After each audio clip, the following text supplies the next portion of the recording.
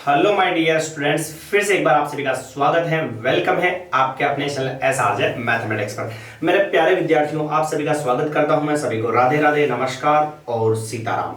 चलिए बात करते हैं अपन अपनी जो क्लास 10 है उसके 5.1 के क्वेश्चन नंबर 4 के लास्ट 14 और 15 की, फिर अपना जो 5.1 है बिल्कुल कंप्लीट हो जाएगा। और मित्रों, अगर आप पहली बार वीडियो को देख रहे हैं, पहली बार अपने इस चैनल पर आए हैं, तो आपसे रिक्वेस्ट है कि वीडियो को स्किप मत कीजिएगा और वीडियो को पूरा जरूर देखिएगा। और हाँ, फिर अगर आपको लगता है कि क्लास आपको समझ में आई, अच्छी लगी, तो फिर जो है आपको पुरानी क्लासेस भी देखनी चाहिए। और अगर देखनी है तो कहां पर मिलेगी बता दूं मैं आपको। मिलेगी आपको अपने चैनल पर। करना क्या है, आपको करना क्या है, चैनल पर जाना है और चैनल पर जाने के बाद प्लेलिस्ट के ऑप्शन पर ओके करना है। वहां पर आपको कक्षा 10 की गणित की सभी प्रश्नावलियां 2026-27 नाम से एक प्लेलिस्ट होगी, उस पर ओके कीजिएगा, आपको सारी क्लासेस मिल जाएगी। ठीक है ना। उस पर एक प्लेलिस्ट और भी बनी हुई जिस पर पुरानी क्लासेस है पिछले साल की, उसमें भी सारी क्लासेस रिकॉर्ड है और वो भी आप देख सकते हैं। चलिए, और प्लीज वीडियो अच्छा लगे तो उसको शेयर जरूर कीजिएगा। बाकी चैनल को सब्सक्राइब ना करो तो भी कोई दिक्कत नहीं, लाइक कमेंट ना करो तो भी कोई दिक्कत नहीं, पर हाँ शेयर जरूर कीजिएगा, ताकि और जो बच्चे हैं जो घर बैठे पढ़ना चाहते हैं, अपनी मैथमेटिक्स को अच्छे से बूस्ट करना चाहते हैं, तो उनको भी हेल्प होगी। और जितने ज्यादा बंदे जुड़ेंगे उतनी मेहनत दुगनी होती जाएगी। ठीक है भाई, चलिए बात करते हैं अपन बिना समय को गवाए। लीजिए, सवाल अपना ये है, 1 की घात 2, 3 की घात 2, 5 की घात 2, 7 की घात 2।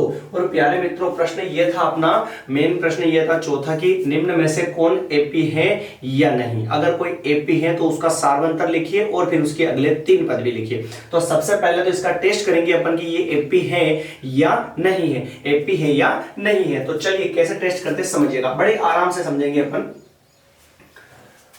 इसको तो बोलते हैं A1 प्रथम पद, A1 बराबर 1 की घात 2। फिर क्या होगा, A2 दूसरे नंबर का पद 3 की घात 2। फिर तीसरे नंबर का पद A3 और वो है 5 की घात 2। फिर चौथे नंबर का पद A4 और वो है अपना 7 की घात 2। कोई दिक्कत इसमें? A1, A2, A3, A4, पहले नंबर का पद, दूसरे नंबर का पद, तीसरे नंबर का पद, चौथे नंबर का पद। ठीक है सर। फिर इसके बाद में क्या करना बेटा, आपको करना यह है कि D1 निकालना पड़ता है, एपी है या नहीं उसके लिए। तो D1 बराबर फॉर्मूला होता है A2 माइनस A1। D1 का तो ये D1, फिर बराबर का बराबर A2 का मान ये देखो 3 की घात 2, फिर माइनस A1 का मान कितना है, 1 की घात 2। तो ये लिखा मैंने D1 बराबर 3 की घात 2 बेटा, यानी 3 इंटू 3 माइनस 1 की घात 2 यानी 1 इंटू 1। तो ये हो गया D1 बराबर 3 इंटू 3 9, फिर माइनस 1 इंटू 1 1। तो ये हो गया D1 बराबर 9 में से 1 गया तो 8। आया समझ में? यहां तक ये D1 का मान निकाला अपन ने। अब निकालते हैं D2 का मान। D2 का फॉर्मूला क्या होता है देखना, D2 बराबर क्या होगा, A3 माइनस A2। D2 बराबर ये बराबर A3 का मान ये देखो 5 की घात 2, फिर माइनस का माइनस, फिर A2 का मान ये रहा 3 की घात 2। तो ये हो गया D2 बराबर 5 की घात 2 यानी 5 इंटू 5 माइनस 3 की घात 2 यानी 3 इंटू 3। तो ये हो गया D2 बराबर 5 इंटू 5 25 माइनस 3 इंटू 3 9। तो ये D2 बराबर 25 में से 9 जाएगा प्यारे मित्रों, तो आ जाएगा 16 है। क्या आप मुझे बता सकते हैं कि D1 और D2 बराबर है या नहीं? नहीं है गुरुदेव। और कभी भी मेरे प्यारे विद्यार्थियों, अगर D1 और D2 बराबर नहीं होता है तो हम D3 नहीं निकालते हैं और यहीं पर लिख देते हैं कि D1 नॉट इक्वल D2। अतः AP नहीं है, अतः AP नहीं है। यह था अपना 14वां सवाल। कोई दिक्कत नहीं होनी चाहिए। D1 निकाला, D2 निकाला, D1 और D2 बराबर नहीं होते ना तो D3 निकालने की जरूरत नहीं पड़ती। और जब ये दोनों बराबर है ही नहीं तो AP भी नहीं होगी, और AP नहीं है तो सार्वत्री भी नहीं लिखना आपको, और उसके आगे अगले 3 पद भी आपको नहीं निकालने। ठीक है भाई। लास्ट एंड फाइनल क्वेश्चन की अपन बात करते हैं, देखिएगा। लास्ट एंड फाइनल क्वेश्चन की बात करते हैं अपन, यहां पर लिख देता हूं मैं, ये कोई दिक्कत है ही नहीं, वैसे मिटा देते हैं इसको। लीजिए प्रश्न नंबर अपना 15वां प्रश्न ये कहता है कि 1 की घात 2, 5 की घात 2, 1 की घात 2, 5 की घात 2, फिर 7 की घात 2 और फिर 73। लीजिए सर, और फिर डॉट डॉट डॉट डॉट आगे चल रहा है। ठीक है, तो देखो ध्यान से, अब इसको तो बोलेंगे अपन A1, इसको बोलेंगे A2, इसको बोलेंगे A3 और इसको बोलेंगे A4। चारों पद हैं तो सबसे पहले तो निकालेंगे प्यारे बच्चों D1। D1 क्या होता है, D1 का फॉर्मूला क्या होता है, तो D1 का फॉर्मूला होता है A2 माइनस A1। D1 ये D1 बराबर ये बराबर A2। A2 कितना है 5 की घात 2, फिर माइनस का माइनस A1। A1 कितना है 1 की घात 2। लिख दिया अपन ने। चलिए D1 ये D1 बराबर 5 की घात 2 यानी 5 इंटू 5, फिर माइनस का माइनस 1 की घात 2 यानी 1 इंटू 1, फिर D1 बराबर 5 इंटू 5 25, फिर माइनस 1 इंटू 1 1, और ये हो गया D1 बराबर 25 में से 1 जाएगा कितना आएगा 24। ठीक सर, ये D1 का मान होगा। ऐसे निकालेंगे अपने क्या D2, और D2 का फॉर्मूला होता है A3 माइनस A2। तो ये हो गया D2 बराबर A3। तीसरे नंबर का पद कितना है गुरुदेव, तीसरे नंबर का पद है 7 की घात 2, फिर माइनस का माइनस A2 यानी दूसरे नंबर का पद कितना है 5 की घात 2। ये लिखा सर D2 बराबर 7 की घात 2 यानी 7 इंटू 7 माइनस 5 की घात 2 यानी 5 इंटू 5 लिख दिया। ठीक है, फिर लिखा अपन ने D2 बराबर 7 7 जा 49 माइनस 5 5 जा 25। तो ये D2 का मान है वो भी आ जाएगा 24। क्या आया बेटा 24। लीजिए सर 24 हो गया।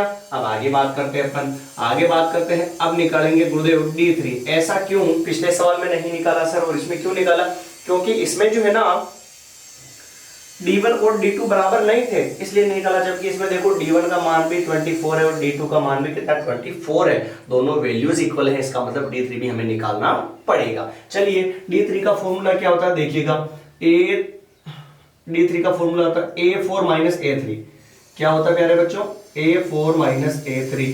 तो ये तो लिखा मैंने D3 बराबर A4 चौथे नंबर का पद कितना है देखो 73, फिर माइनस A3 कितना है देखो 7 की पावर 2। लीजिए सर D3 बराबर 73 माइनस 7 की पावर 2 यानी 7 इंटू 7। तो ये हो गया D3 बराबर 73 माइनस 7 7 या 49। ये हो गया D3 बराबर 73 में से 49 घटा लेते हैं तो ये 13 में से 9 गया तो बचेगा 4 और 6 में से 4 गया तो 2। बताओ बराबर आया कि नहीं आया। वाह गुरुदेव मजा आ गया भाई। D1 D2 D3 तीनों बराबर आ गए। कैसे लिखेंगे D1 बराबर D2 बराबर D3 तीनों बराबर है, अतः AP है। और अगर AP है तो फिर आगे हमें निकालना पड़ेगा सार्व अंतर। क्या निकालना पड़ेगा सार्व अंतर। तो सार्व अंतर को बोलते हैं D, और D का वैल्यू कितना है देखो 24 24 24 कहीं से भी उठाओ तो ये हो गया 24। आया समझ में। ये था अपना सवाल। सार्व अंतर निकाला अभी तो अपन ने क्या निकाला सार्व अंतर निकाला। अब सार्व अंतर निकालने के बाद प्रश्न ने कहा था कि AP है तो अगले 3 पद भी निकालिए। तो मेरे को ये बताओ ये A1 है A2 है A3 है A4 है, तो आगे क्या आएगा A5 आएगा, फिर क्या आएगा A6 आएगा और फिर क्या आएगा A7 आएगा। 3 पद आएंगे। तो अपन लिख देते हैं यहाँ पर, जैसे देखना पहले तो लिखूं मैं A बराबर क्या होता है A1। तो ये लिखा मैंने A बराबर A1 का मान कितना है भाई 1 की पावर 2। ठीक है, और D कितना है 24 ऐसे लिख दिया। अब अगले 3 पद निकाले तो ऐसे लिखूं मैं माना कि, तो देखना आगे, माना कि अगले 3 पद कौन से होंगे। एक तो होगा अपना क्या A5 A6 और A7 है, अपन ने लिख लिया। तो अब हमें क्या निकालना बेटा A5 बराबर, मैंने आपको पहले भी बताया था और वापस बता दूं, लास्ट एंड फाइनल क्वेश्चन है, कोई दिक्कत नहीं होनी चाहिए आपको। इतने सवाल अपन ने किए जिनमें भी A5 निकाला बहुत सारों में। तो A5 का इक्वेशन फॉर्मूला क्या बताया था मैंने, याद रखने का तरीका। A5 है गुरुदेव तो A प्लस 1 कम D जोड़ो यानी 5 है तो क्या आएगा 4D।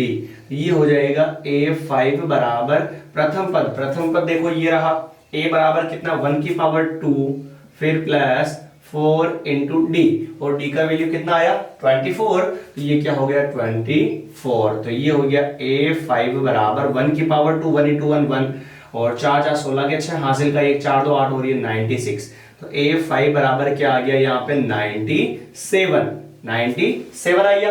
फिर आगे बात करें अपन तो a6 निकालना पड़ेगा। a6 बराबर क्या होगा, a प्लस 6 है मतलब क्या आएगा 5d। तो ये हो गया a6 बराबर a 1 की पावर 2 फिर प्लस 5 इंटू डी का मान क्या है 24। तो ये हो गया a6 बराबर 1 की पावर 2 मतलब 1, 5 4 जा 22 और 5 2 जा 10 और 120। तो ये आ गया a की पावर 6 बराबर 121। आया समझ में। और 121 को प्यारे विद्यार्थियों हम ऐसे लिख सकते हैं 11 इंटू 11, यानी कि क्या होगा 11 की घात 2। गुरुदेव आपने पिछले सवाल में इसको ऐसा नहीं लिखा, इसको ऐसा क्यों लिखा? क्योंकि इसको मैं लिख नहीं सकता, पर इसको मैं 11 इंटू 11 के रूप में यानी घात 2 के रूप में व्यक्त कर सकता हूं। तो देखो जैसे घात 2 घात 2 घात 2, इसको नहीं लिख सकते तो इसको 73 दिया प्रश्न ने। चलिए फिर निकालते हैं अपन a7। a7 बराबर a प्लस 6d।